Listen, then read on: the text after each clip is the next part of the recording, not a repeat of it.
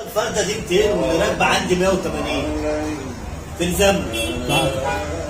بقى فيها مشكله ان انا اشيل الفرده 180 واحط فرده 200 عشان تشبه الفرده. اللي هي هتبقى تقيله بس شويه طول على المكنه.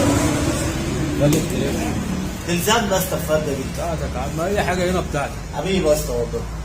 يا جماعه شلنا الفرده ال 180 وحطينا الفرده ال 200. بصوا بقى الفرق بين دي ودي، حطهم جنب بعض اخويا ديشه. بص بقى اهو، بص الفرق بقى. فرق بقى دي اللي راكبه دي 200 هي فيها سن تقل شويه للمكنه بس فيها سن الثبات.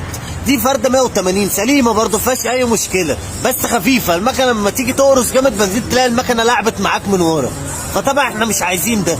بص برضه يحطها كده جنب بعض جنب يحط. بص الفرق برضه، يعني الفرده من 200 تحسوا انها ايه متشبحنه شويه. بص الفرده دي من دي. حبيبي اخويا ديشه، تسلم مرجول اخويا ديشه.